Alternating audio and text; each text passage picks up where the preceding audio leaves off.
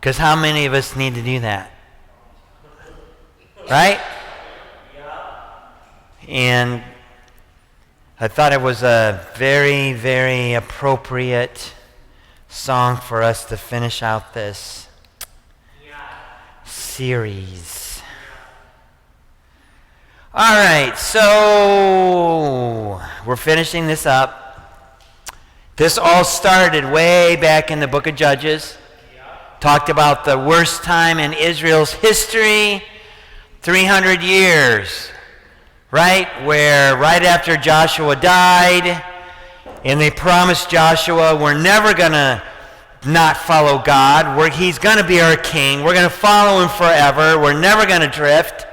You can count on us, Joshua. And then he dies, and it's not even a week, right? All of a sudden they drift. And they're looking at all their Canaanite neighbors and how their Canaanite neighbors seem to have it going on. And it looks like their lives are so much better. And they always have all their stuff. And they're having all of their fleshly desires fulfilled. And so they start looking at all of that, and pretty soon they start to drift. And they start following this philosophy. I want to do what I want with who I want. Right? So that was their philosophy. They're looking at the Canaanites saying, well, it seems to be working for them, so we're going to do that. And so as they're doing that, they develop this cycle. And the cycle is they would disobey God, and then they would crash and burn, and then they would ask for deliverance. Over and over and over again. For 300 plus years, that's what they did. Disobey, crash and burn, ask for deliverance. And so as a result of that, what we discovered was that they no longer wanted God to be their king. Now they started to actually follow what we call these little kings. And we started to look at some little kings in our own lives. So I've got some of these up here. And the first one that we looked at was this thing called comparison. Now, with comparison, I talked about how there is this land that we like to visit. And like I said, I called it the land of Ur, if you remember that. Right, it was the land of Ur, where we look at people they're richer and prettier and skinnier and smarter and taller and happier and marrieder and healthier than we are. So we start to compare, right? And we discovered that's this side of comparison, but then there's the other side of comparison where you start to look at people that aren't quite as as you are. And so we discovered this truth about comparison, and that is that there is no win in comparison, right? And then last week we looked at comparison's little brother, kid brother, okay? And that was this thing called, you remember what it was? Greed, right? It was this thing called greed. And what we discovered about greed is the assumption that it's all about my consumption. It's all, we just think that all this stuff, the stuff that we have, it's all about me consuming and consuming and consuming, right? And so, and we can let that little king get a hold of us, okay? So this week we're going to look at another little king that all of us struggle with every day, 365 days a year. Like, I don't think we're ever exempt from this. In fact, listen to this. You know that there have been scientific studies that actually document the fact that we let this little king rule in us 25 times a day. 25 times a day. And in our culture, it's almost become acceptable, depending upon why you let this king rule in your life. And another sobering truth about this little king, you don't even have to teach your kids about it.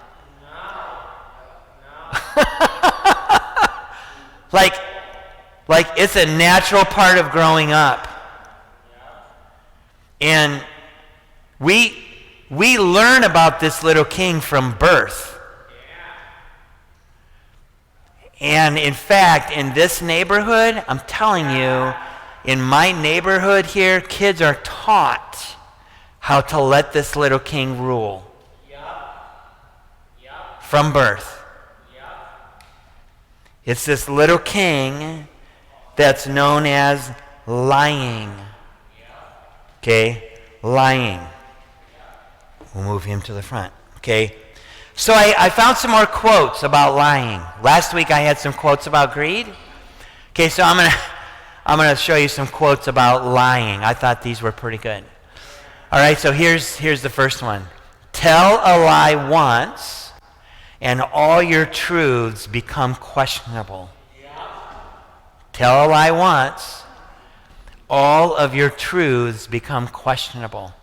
Here's another one. Truth is as straight as an arrow, while a lie swivels like a snake.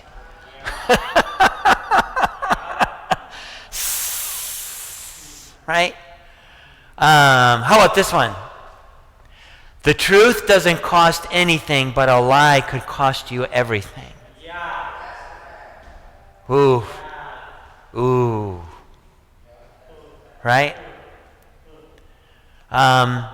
Here's another one. I thought this other one was good. The worst thing about lying, being lied to, is knowing you weren't worth the truth. Ouch. And then there's this last one up there.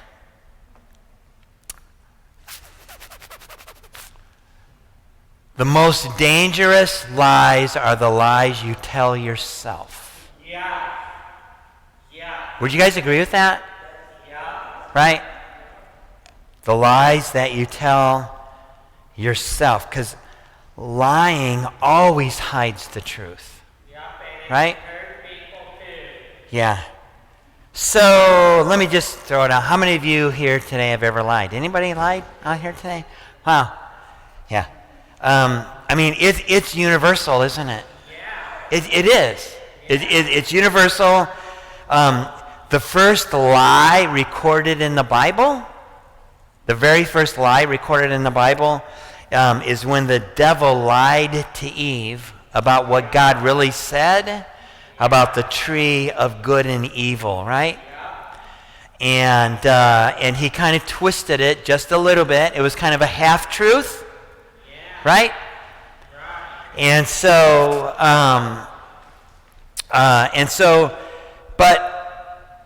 but it's been an issue ever since. Issue ever since. Okay, listen to how this one commentary put this. I thought this was good. It says, in our culture, even in our Christian culture, lying is often treated as harmless. In fact, many of us lie automatically without a second thought. Much of the time, we aren't even aware we are being dishonest. We may exaggerate or change the facts a little so we look good. Tell the police officer we didn't know we were speeding, right? Excuse me, sir, did you know that you were speeding? What? I had no idea. Right? Right? Cheat on our income taxes. Make up stories about our past or file a false insurance report. Okay, this is scary. Now listen to this. I read this in one of the commentaries. And this is your one thing, by the way. When we lie,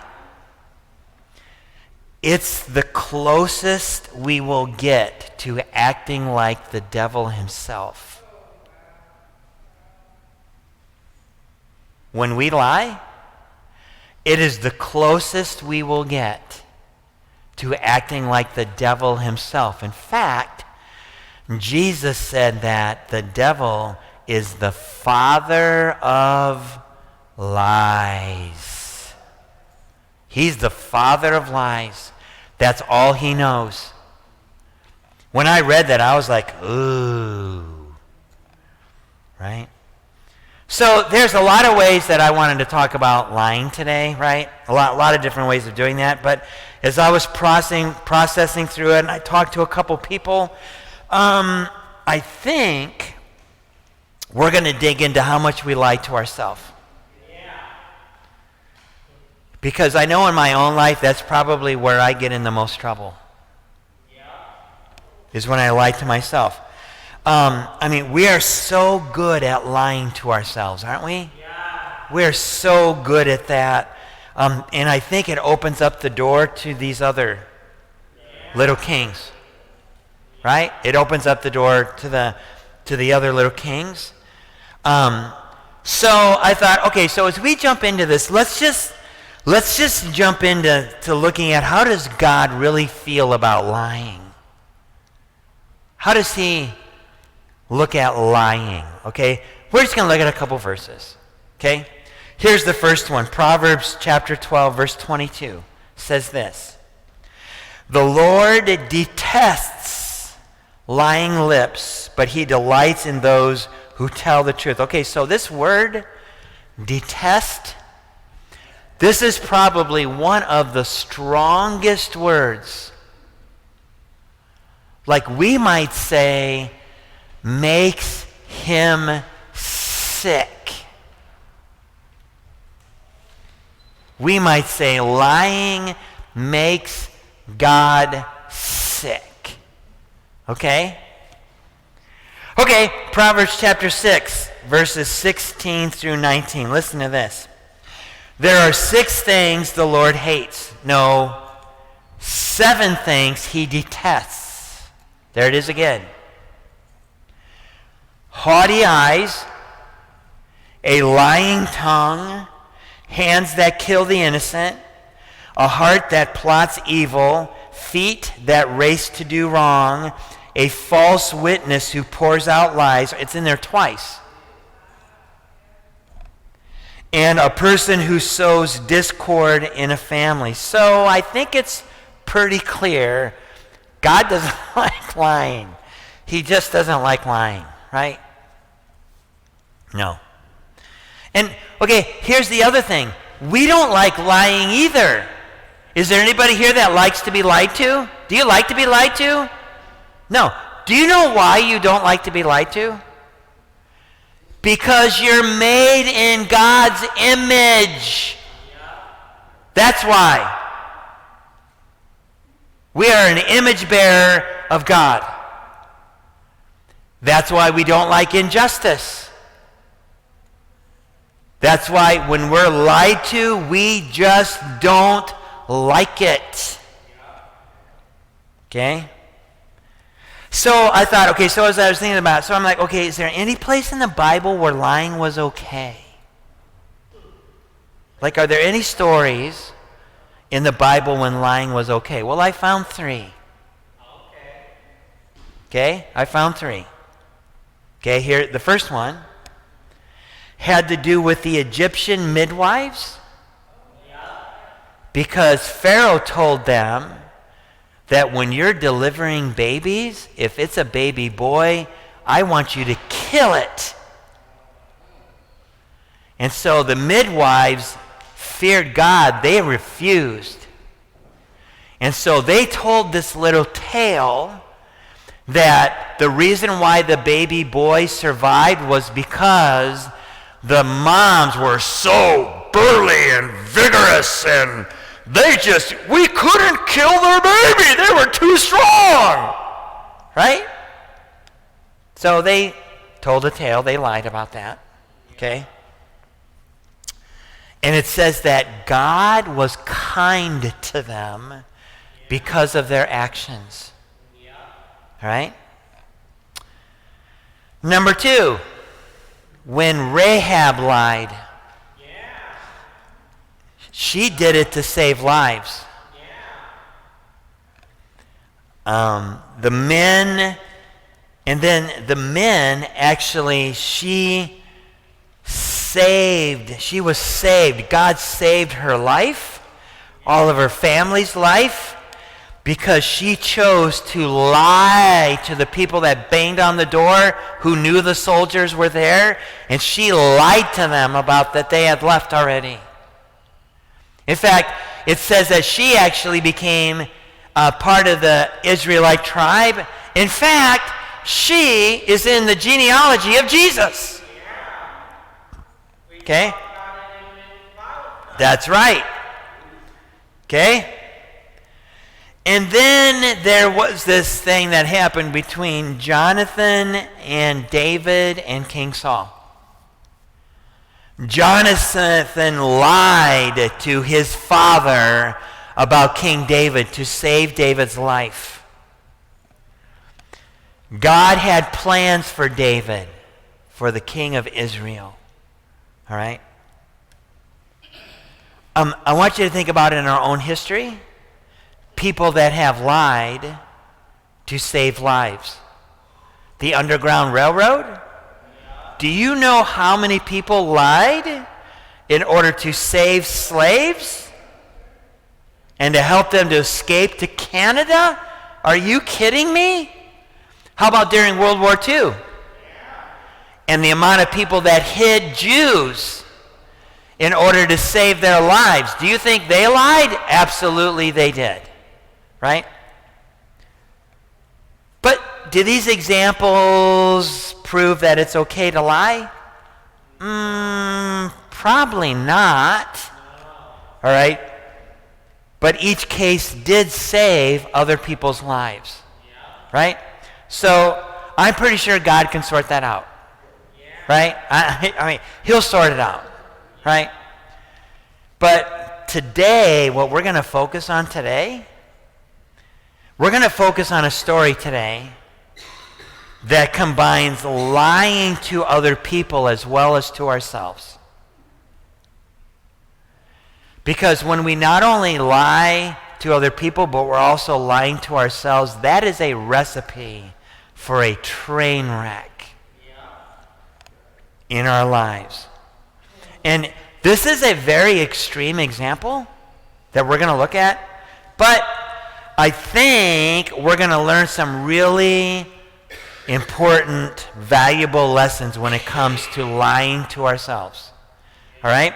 So what's awesome about this, we are going to end up in Acts chapter 5, but I found this, there's a guy that does animation stuff for churches. He does an amazing job.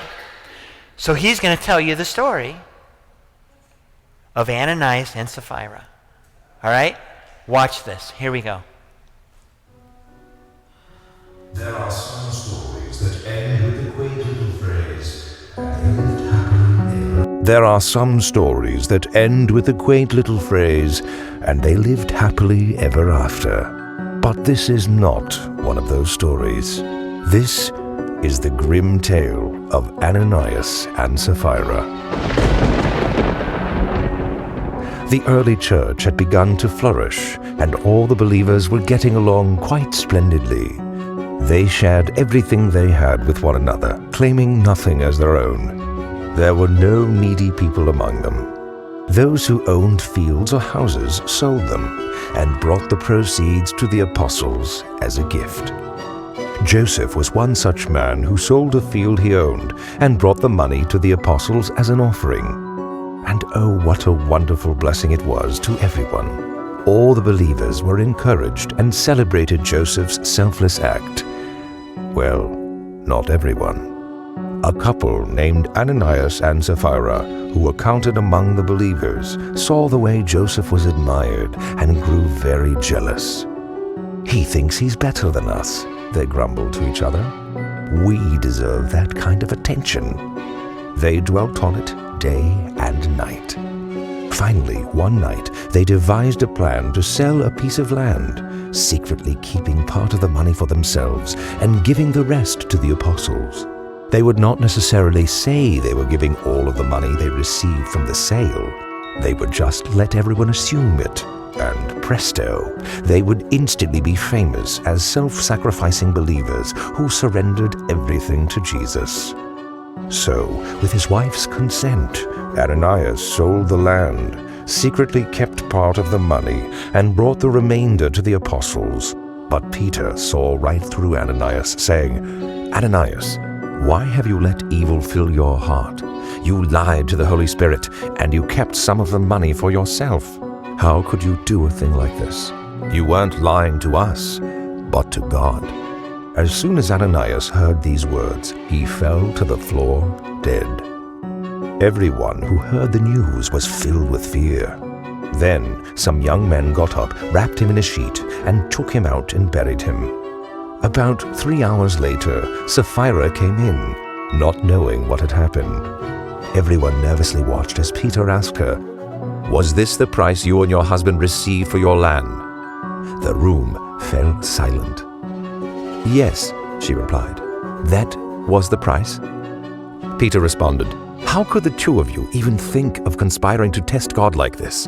The young men who buried your husband are just outside the door, and they will carry you out too." No sooner were the words out of his mouth than she also fell down dead. When the young men returned, they found her body. They carried her out and buried her beside her husband. By this time, the whole church, and in fact, everyone who heard of these things, had a newfound respect for God. So, unfortunately, there's no happy ending in this tale, but there is a warning here to take God very seriously. Dare I say, deadly serious. Chapter 5, verses 1 and 2. Acts chapter 5, verses 1 and 2. It says, "But there was a certain man named Ananias who, with his wife Sapphira, sold some property. He brought part of the money to the apostles, claiming it was the full amount. With his wife's consent, he kept the rest." So they had devised a plan. They had, first of all, they lied to themselves that Joseph was getting the kind of accolades that they deserved.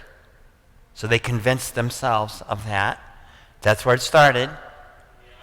And then they devised the plan in order to how to lie, in order to present themselves as something that they weren't. Right? Okay. Here's some truths. As I started to think about this story, here's some truths about this. Number one, they didn't have to give any of the money to the church. Nobody told them that they had to give that money to the church.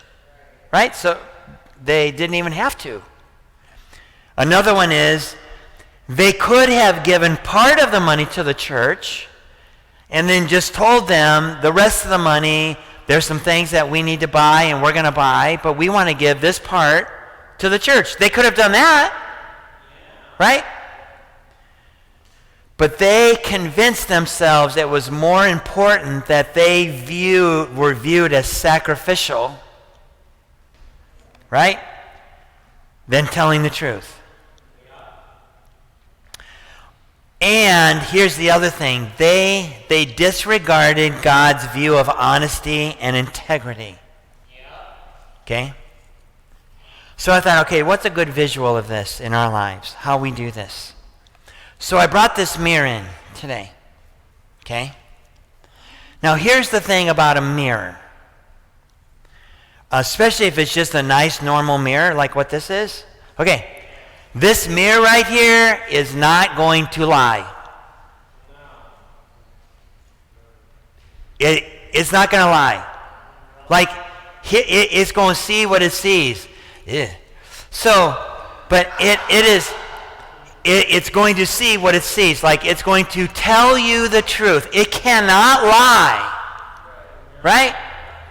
It will tell you the truth regardless of how you feel, what you say, what you think.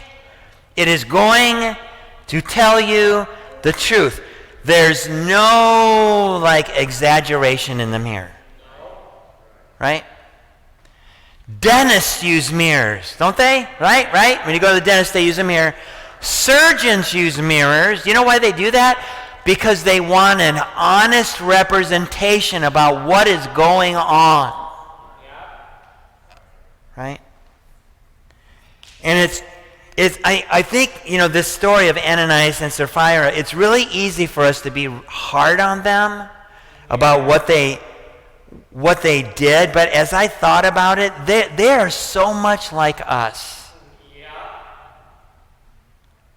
Because we can be so self-deceptive on how we view what we're supposed to be like and what we're supposed to do. And especially when it comes to lying to ourselves. I mean, do you know who the easiest person is to deceive? You. Myself. I am so easy to deceive myself. The person that you look at in the mirror, that person, think about it. You have talked to you. You have talked to you, right? You have deceived you into every single bad decision you have ever made. It's like looking into the mirror and then you convince yourself about that decision. Right? You convince yourself about that. Okay, let me just throw another question out there. How many of you would say that you're the mastermind of your worst decisions? I would say that, right? I am. I'm the architect of my worst decisions ever, right? That's not to say that there weren't other voices, right, that were in the way. People maybe promised you stuff, or maybe people threatened you in a certain way or whatever, but you made the final decision. You made the final decision, right? How about this? Have you ever convinced yourself of something that was actually a lie? Have you done that before? I've done that. Like, numerous times. Right? I knew it was. I have. Okay, I got to tell you a story. Okay, so when I was in grade school, I was probably 9 years old. I went to this thing called the library. I don't know, it's kind of weird, but I went to this thing called the library, and I looked at book after book after book about having a pet monkey. Because I think I saw it on some show, like some family had a pet monkey, and I was like, oh, that would be so cool to have a pet monkey. So I went to the library, and I researched, like, how do you get a pet monkey? And what do you feed a pet monkey? And what do you have to make sure that you, like, how do you set up your house for a pet monkey? And what's his eating schedule? And is he really that easy to take care of? And what does the vet have to do? And all of the, like, I researched it. Like, that's just what I do. Okay? And so I convinced my classmates at school that we had a pet monkey at home.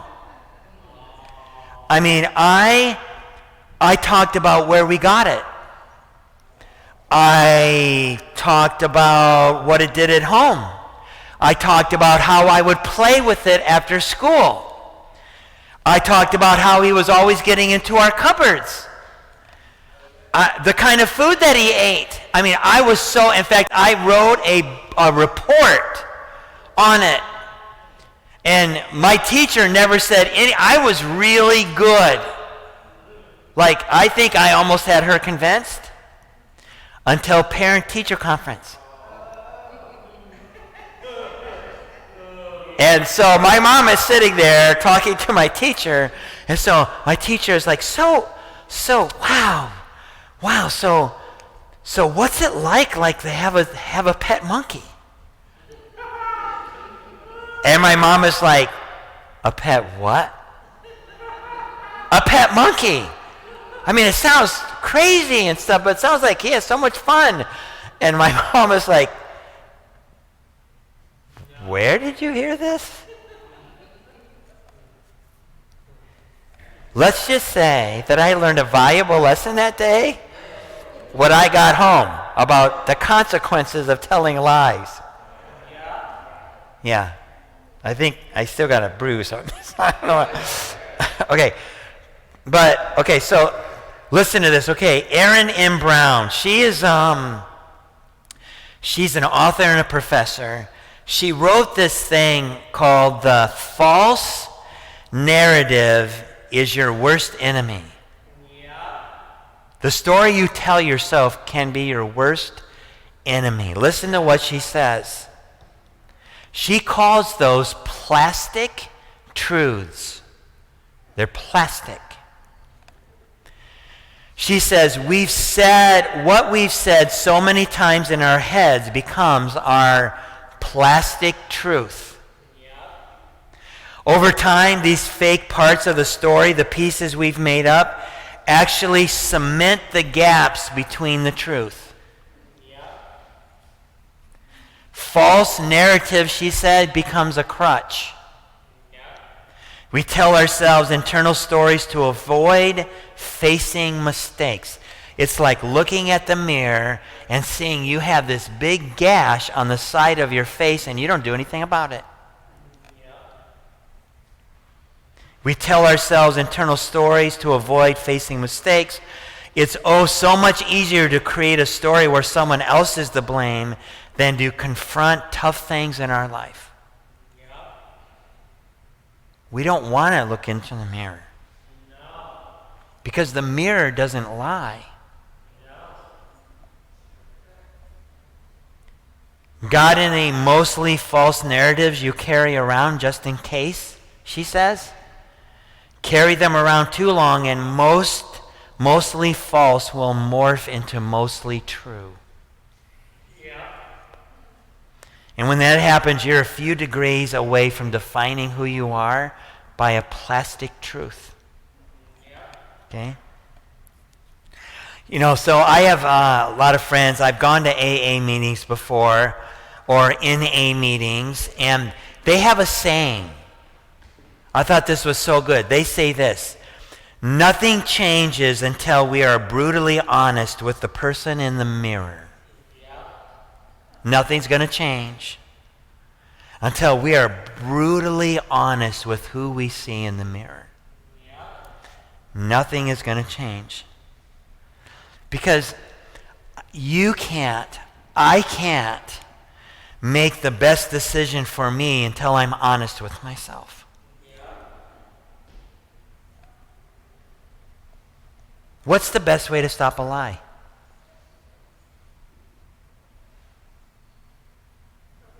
The truth. The truth. That's the best way to stop a lie. Right? There might be consequences or damage control that needs to happen. Or forgiveness that has to take place. But once we embrace the truth of God, God has the truth. When we embrace the truth, God has an open door to do something in us. I want you to pull out that card that I gave you. Pull out this card. I wanted to give you some truths about who you are. Because sometimes our narrative is based on lies. And these are some really, really powerful truths about the truth about you and God and who you are. I am loved by God. That is a truth. Nobody's going to take that away from you. I am a masterpiece in God's eyes. He created me as a masterpiece. I have been chosen. God chose me. If you know Jesus as your Savior, you are part. They call it a royal priesthood. That's us. I am holy. I have been set apart for God's purpose. I am forgiven. Past, present, future. I am a new creation. That former way of life, that way of thinking about who I am, that is gone now. I'm fully adopted, fully loved. I am redeemed. That is a churchy word that means I have been rescued. I have been bought back. Before Jesus, you're part of the kingdom of darkness. Do you understand that? Before Jesus, you're part of the kingdom of darkness. When you put your faith in Jesus, you move from the kingdom of darkness to the kingdom of light. You're no longer part of that. We can choose to be part of it. That's not who you are. I am worth more than gold to God. You are precious to God. I am a child of the King. You are adopted as a son or daughter. I'm an heir of God. I have an inheritance. These are those truths. These are those truths. Like this is like looking at a mirror and you're seeing God and he is presenting to you the truth of who you are. He's not going to lie. He's going to tell you the truth. Because God can't lie. He's going to tell you the truth. All right? These are those facts that are based on what God says. It's impossible for God to lie. So much of the trouble that I've gotten myself into is a result of me lying to myself. This little king, he wants to destroy you. He wants to destroy you. So I've got a song you're going to listen to, okay? And the name of this song has to do with truth. It's about truth and what we tell ourselves. So I want you to listen to these words, okay, as this plays. Those of you that are on Facebook Live, thank you so much for joining us tonight. I hope this has been helpful for you tonight. I hope that you take what we've talked about tonight and you, if this is your little king, this lying thing about the little king, especially in lying to yourself, my hope is that you start to shift and you start to look at what does God say about me that is the truth. Because he's not going to lie to you. He's going to tell you the truth. And so our prayer is, my prayer is that you'll tell this little king he's no longer a part of your kingdom. He's no longer a part of it. All right? So we'll see you guys next week.